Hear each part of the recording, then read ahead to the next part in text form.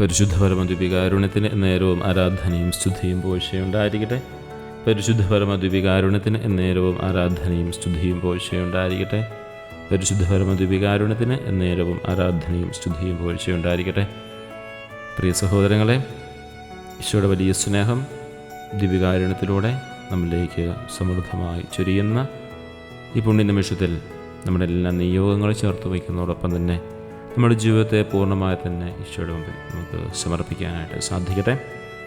വിശുദ്ധ ലൂക്കായുടെ സുവിശേഷം 1-ാം അധ്യായം 55-ാമത്തെ വാക്യം. നമ്മുടെ പിതാക്കന്മാരായ അബ്രാഹത്തോടും അവൻ്റെ സന്തതികളോടും എന്നേക്കുമായി ചെയ്ത വാഗ്ദാനമനുസരിച്ച് അവിടുന്ന് തൻ്റെ കാരുണ്യം അനുസ്മരിച്ചു എന്ന വചനത്തെ ആസ്പദമാക്കി ഇന്ന് നമ്മുടെ ധ്യാനം ചിന്തകൾ നമുക്ക് മുന്നോട്ട് കൊണ്ടുപോകാം. ഈ വചനം ദൈവത്തിൻ്റെ വിശ്വസ്തതയും വാഗ്ദാനങ്ങളെയും കുറിച്ച് നമ്മെ പ്രത്യേകമായിട്ട് ഓർമ്മിപ്പിക്കുകയാണ്. അവിടുന്ന് നമുക്ക് നൽകിയ വാഗ്ദാനമാണ്. അബ്രാഹത്തോടും അവൻ്റെ സന്തതികളോടും എന്നേക്കുമായി ചെയ്ത വാഗ്ദാനത്തിൻ്റെ പൂർത്തീകരണം നമ്മിലൂടെ സംജാതമാകുമെന്ന് ഓർക്കുക. ദിവ്യകാരുണ്യത്തെ നമുക്ക് എപ്പോഴും ആരാധിക്കുമ്പോൾ വിശുദ്ധ സുവിശേഷം തൻ്റെ കാരുണ്യം അനുസ്മരിച്ചുകൊണ്ട് അവിടുന്ന് തൻ്റെ ദാസനായ ഇസ്രായേലിനെ സഹായിച്ചു. അങ്ങനെ നമുക്ക് ആരംഭിക്കാം. 54-ാമത്തെ വാക്യം ഇതാണ്: തൻ്റെ കാരുണ്യം അനുസ്മരിച്ചുകൊണ്ട്. ഇന്ന് നാം ആരാധിക്കുന്ന ഈ ദിവ്യകാരുണ്യം ദൈവത്തിൻ്റെ വിശ്വസ്തതയുടെ അടയാളമാണ്. അബ്രാഹത്തിന് നൽകിയ വാഗ്ദാനം തലമുറകൾ കഴിഞ്ഞിട്ടും ദൈവം മറന്നുപോയിട്ടില്ല എന്നതിൻ്റെ ഏറ്റവും വലിയ വിശ്വസ്തതയുടെ അടയാളമാണ് നമ്മുടെ മുമ്പിൽ എഴുന്നള്ളിരിക്കുന്ന ഈ ദിവ്യകാരുണ്യം.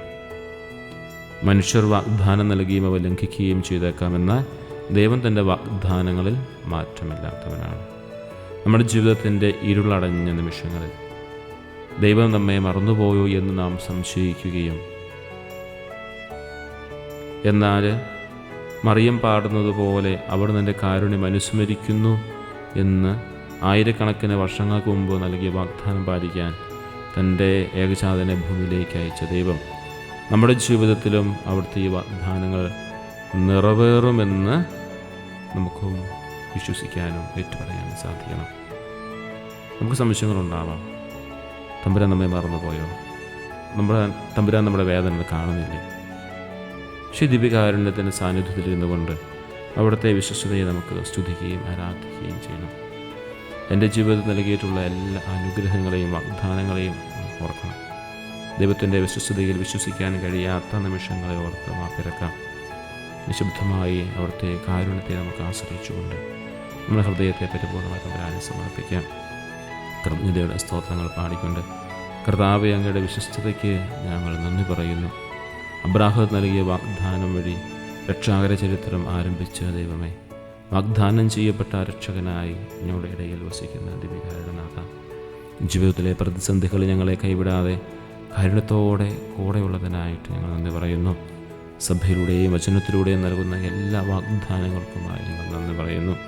ഈശോയെ, ദിവ്യകാരുണ്യനാഥ, ഈ ദിവസം, ഈ നിമിഷം അങ്ങയുടെ സന്നിധി ഞങ്ങളായിരിക്കുമ്പോൾ ഈ ദിവ്യകാരുണ്യത്തിലൂടെ അങ്ങ് ഞങ്ങൾക്ക് നൽകിയ വാഗ്ദാനം ഒരിക്കലും അത് വഞ്ചനയുടെയോ മാറ്റിവെക്കുന്നതോ അല്ല എന്ന് തിരിച്ചറിയുന്നു. ആ നൽകിയ വാഗ്ദാനം പരിപൂർണമായും ഞങ്ങളുടെ ജീവിതത്തിൽ നിറവേറ്റപ്പെടുന്നതാണ് ഞങ്ങൾ വിശ്വസിക്കുകയും ഏറ്റുപറയുകയും ചെയ്യുന്നു. ദിവ്യകാരുണ്യനാഥ, ഞങ്ങളുടെ ഇടയിൽ നീ ഇറങ്ങി വരണമേ, ഞങ്ങളെ സ്പർശിക്കണമേ, ഞങ്ങളുടെ കൂടെയായിരിക്കണമേ. വിശ്വസ്തനായ ദൈവമേ, അവിടുന്ന് ഒരിക്കലും വാഗ്ദാനം ലംഘിക്കില്ലെന്ന് ഞങ്ങൾ തിരിച്ചറിയുന്നു. പലപ്പോഴും ഞങ്ങളുടെ വിശ്വാസക്കുറവ് മൂലം ഞങ്ങൾ നിരാശയിലേക്ക് വീണു പോയിട്ടുണ്ട്. എന്നാൽ അബ്രാഹത്തെ പോലെ പ്രത്യാശയോടെ കാത്തിരിക്കാൻ ഞങ്ങളെ പഠിപ്പിക്കണമേ. അങ്ങയുടെ കാരുണ്യം ഞങ്ങളുടെ മേലും ഞങ്ങളുടെ സന്തതി പരമ്പരകളുടെ മേലും എന്നും ഉണ്ടാകട്ടെ. അങ്ങയുടെ തിരുഹിതം ഞങ്ങളുടെ ജീവിതം നിറവേറ്റുവാൻ ഞങ്ങളെ തന്നെ പൂർണ്ണമായി ഞങ്ങൾ സമർപ്പിക്കുന്നു. അപ്പോൾ പരമദ്വീപികാരുണ്യനാഥ, ഞങ്ങളുടെ മേൽ കൃപയായിരിക്കണമേ, കരുണയായിരിക്കണമേ. പരിശുദ്ധ പരമദ്വീപികാരുണ്യത്തിന് നേരവും ആരാധനയും സ്തുതിയും പോഴ്ചയുണ്ടായിരിക്കട്ടെ. പരിശുദ്ധ പരമദ്വീപികാരുണ്യത്തിന് നേരവും ആരാധനയും സ്തുതിയും പോഴ്ചയുണ്ടായിരിക്കട്ടെ. പരിശുദ്ധ പരമദ്വീപികാരുണ്യത്തിന് നേരവും ആരാധനയും സ്തുതിയും പോഴ്ചയുണ്ടായിരിക്കട്ടെ. നമ്മുടെ കർത്താവ് ഈശോ മിശിഹായുടെ കൃപയും പിതാവായ ദൈവത്തിൻ്റെ സ്നേഹവും പരിശുദ്ധാത്മാവിൻ്റെ സഹവാസവും നമ്മെല്ലാവരോടും കൂടി ഉണ്ടായിരിക്കട്ടെ, ഇപ്പോഴും എപ്പോഴും എന്നേക്കും. ആമേൻ.